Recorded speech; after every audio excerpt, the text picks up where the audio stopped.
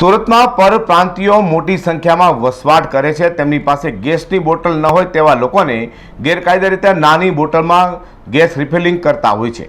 ત્યારે કાપોદ્રા વિસ્તારમાં electronics and gas સર્વિસની આડમાં ચાલતા ગેરકાયદે ગેસ રિફિલિંગની દુકાનમાં રેડ કરાઈ હતી, જેમાં 30,000થી વધુની મત્તાના મુદ્દામાલ સાથે બે દુકાનદારને ઝડપી લેવામાં આવ્યા છે। સુરતમાં ગેરકાયદે રીતે ગેસ રિફિલિંગનો ધંધો ચાલી રહ્યો છે, ત્યારે કાપોદ્રામાં ગેરકાયદે ગેસ રિફિલિંગ કરવામાં આવતો હોવાની માહિતી કાપોદ્રા પોલીસને મળી હતી। ઘરેલું ગેસ સિલિન્ડરમાંથી અન્ય સિલિન્ડરમાં ગેસ રિફિલિંગ કરાતો હતું, જે માહિતીના આધારે કાપોદ્રા પોલીસે કાપોદ્રા ખાતેના દીનદયાળ નગર વસાહતમાં ચામુંડા ઇલેક્ટ્રોનિક્સ એન્ડ ગેસ સર્વિસમાં દરોડા પાડ્યા હતા।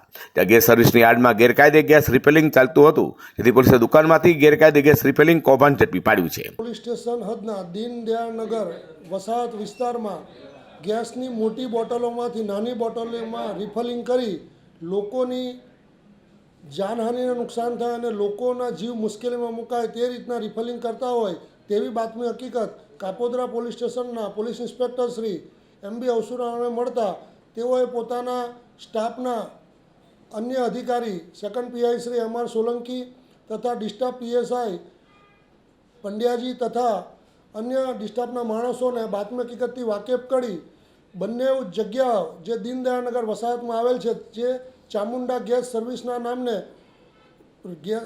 ગેસ રિપેરિંગનું કામ કરતા હોય અને તેની આડની અંદર ગેસ રિફિલિંગ કરવાનું પણ કામ કરતા હોય, જે અન્વયે પોલીસે કાયદેસરની કાર્યવાહી કરી અને ઉપરોક્ત કામે અલગ અલગ 2 ગુના રજીસ્ટર કરી ગુનાના કામે 2 આરોપીઓની ધરપકડ કરવામાં આવેલ છે। ધરપકડ કરેલ આરોપીઓ પ્રકાશ ભવનલાલ ખટીક તથા ભેરુલાલ રતનલાલ ખટીક નાઓની કાયદેસરની અટકાયત કરી તેઓના વિરુદ્ધ ગુનો રજીસ્ટર કરી આગળની તપાસ તજવીજ હાલમાં ચાલુ છે।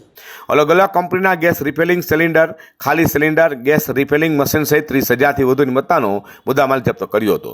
સાથે દુકાનદાર પ્રકાશ ખટીક અને ભેરુલાલ ખટીકની ધરપકડ કરવામાં આવી છે। બંનેની ધરપકડ કરી કાપોદ્રા પોલીસે આગળની કાર્યવાહી હાથ ધરી છે। અઝર કુર્સી સાથે પ્રકાશવાળા।